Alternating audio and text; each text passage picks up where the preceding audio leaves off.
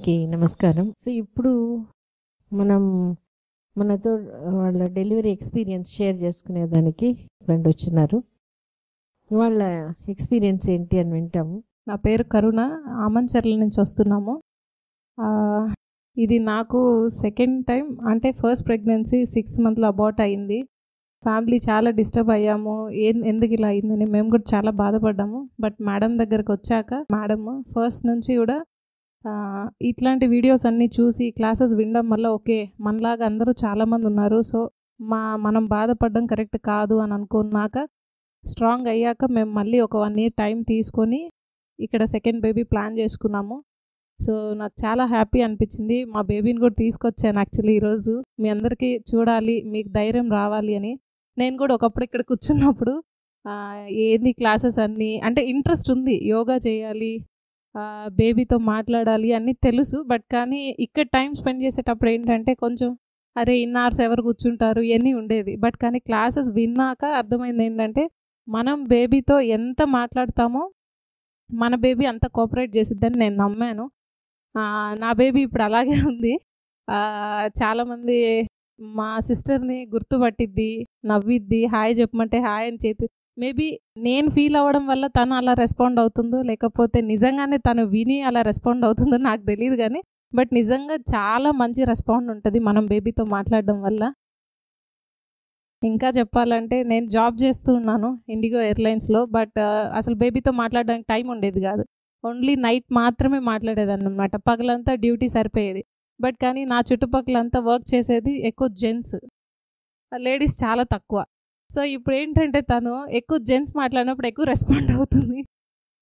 So మనం ఎక్కువ ఎంత బేబీతో టైం స్పెండ్ చేస్తామో ప్రెగ్నెన్సీలో, బేబీ పుట్టాక అంతే రెస్పాండ్ ఉంటుంది మనతో. అండ్ బేబీ మన మాట వింటుంది అని గట్టిగా నేను నమ్ముతున్నాను. మీరందరూ కూడా ప్రెగ్నెన్సీలో మంచి హెల్దీ ఫుడ్ తినండి. డెలివరీ అయిన తర్వాత కూడా అంతే హెల్దీ ఫుడ్ తినండి. ముందు ఎంత ఫుడ్ తింటామో తర్వాత కూడా అంతే ఫుడ్ తినాలి. మీరు ఏ హాస్పిటల్కి వెళ్ళినా ఇక్కడ లాంటి ఫెసిలిటీస్, ఇక్కడ మాట్లాడే హాస్పిటాలిటీ, వాళ్ళ ప్రేమ ఎక్కడ దొరకదు. నేను ఖచ్చితంగా చెప్తాను ఈ ఒక్క విషయం మాత్రం.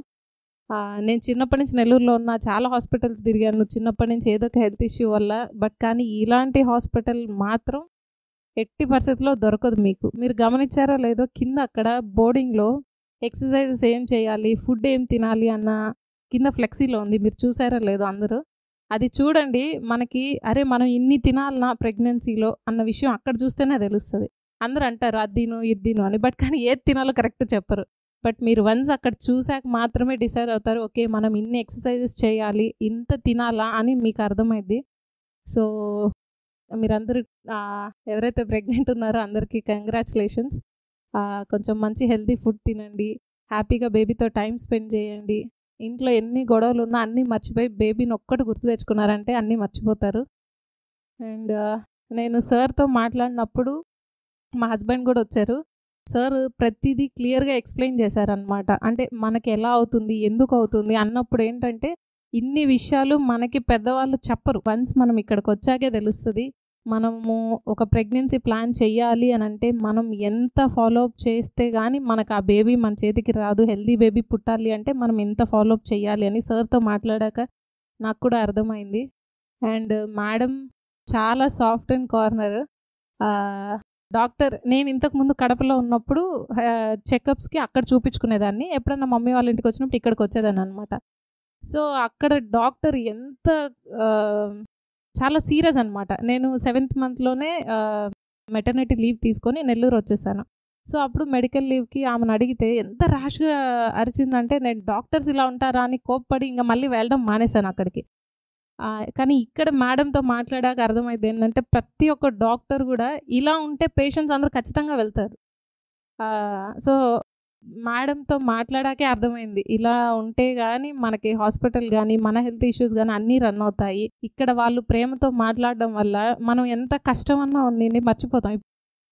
సో ఈ పేషెంట్ని మనం గన ఇప్పుడు హ్యాండిల్ చేయగలిగితే బేబీని కూడా మనం హ్యాండిల్ చేస్తాం ఖచ్చితంగా. ఈ ఓపిక, ఈ యోగా, ఈ మెడిటేషన్ ఇవన్నీ చాలా ఇంపార్టెంట్ మనకి.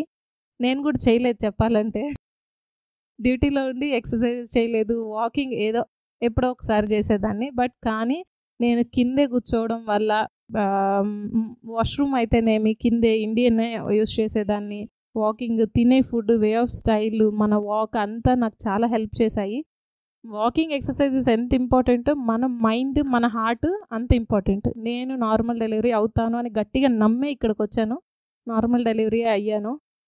నాకు చాలా హ్యాపీ అనిపించింది. నా ఫ్రెండ్స్ అందరూ ఆల్మోస్ట్ మా కంపెనీలో 7 మెంబర్స్ ప్రెగ్నెంట్, అందరూ ఆపరేషనే, నాదొక్కటే నార్మల్ డెలివరీ. సో ఇందులో నాకు చాలా మంచి హ్యాపీనెస్ అనిపించింది. ఇప్పుడు నేను చాలామందికి చెప్తున్నాను కూడా, నార్మల్ డెలివరీ అవ్వండి, నార్మలే మంచిది. ఇక్కడికి రావడం వల్ల అంటే బయట హాస్పిటల్కి ఇక్కడికి తేడా ఏంటి అంటే ప్రేమ ఒక్కటే, అదొక్కటి చెప్తాను నేను. Thank you. Delivery experience 27th morning హాస్పిటల్కి వచ్చాం 11కి అట్లా. నొప్పులు ఉన్నాయా లేదా అని కూడా చూడలేదు. మేడం రసం అన్నం తినేసి కూర్చోమ్మా కొంచెం రిలీఫ్ అవుతారంటే నేను చికెన్ బిర్యానీ తెప్పించుకొని తిన్నాను ఆ రోజు, ఐస్ క్రీమ్ తిన్నాను, నాకేమేం కావాలో అన్నీ ఆ రోజే తినేసాను. 27th ఈవినింగ్ మీరు నమ్ముతారో లేదో ఎగ్జాక్ట్ 20 minutes 9కి కూడా నేను నడుస్తున్నా, మాట్లాడుతున్నా, అసలు పెయిన్స్ అని చెప్పడం లేదు. వీళ్ళు చెకప్కి వచ్చినప్పుడు అలా ప్రెస్ చేయడం ఆ నొప్పి వస్తుంది అంటే నేను మళ్ళీ కామ్ అయిపోతున్నా. అసలు పెయిన్స్ నాకు వచ్చాయా అన్నది నాకు అసలు ఇప్పుడు గుర్తులేదు చెప్పాలంటే. I swear, I promise. Exact 9కి లోపలికి వెళ్ళాను, పెయిన్స్ వస్తున్నాయని. 9:25 బేబీ పుట్టింది. 20 minutes అంటే 20 minutes అంతే. సో మనం నమ్మితే ఖచ్చితంగా, నేను చెప్పుకున్నా ఇక్కడ క్లాస్లో మీతో పాటు నేను వినేటప్పుడు ఒక మేడం చెప్పారు, నాకు 25 minutesలో డెలివరీ అయ్యింది, మా పాప ఏడవాలి అని కోరుకున్నాను, సో ఏడ్చింది పాప అని చెప్పారు ఒకరు. సో నేను అలాగే కోరుకున్నా. ఐఎమ్ సో హ్యాపీ, చాలా లక్కీగా ఫీల్ అవుతున్నాను. అండ్ వన్ మోర్ ఏంటంటే, నేను 27th జాయిన్ అయ్యాను, పాప పుట్టిద్ది అనగా మా హస్బెండ్కి జాబ్ ప్రమోషన్ వచ్చింది, వేరే కంపెనీలో జాబ్ వచ్చింది. So we feel very blessed మా బేబీ గర్ల్ రావడం వల్ల. మేబీ బాయ్ అంటే అది ఎలా ఉండేదో నాకు తెలీదు, but baby girl at a time మా హస్బెండ్కి జాబ్ ప్రమోషన్ రావడం, ఇప్పుడు మేము మళ్ళీ వేరే దగ్గరికి షిఫ్ట్ అవుతున్నాం. So I'm so happy. నా నుంచి అయితే special thanks to madam and sir and faculty మొత్తానికి. Thank you so much. Thank you. Thank you. Thank you.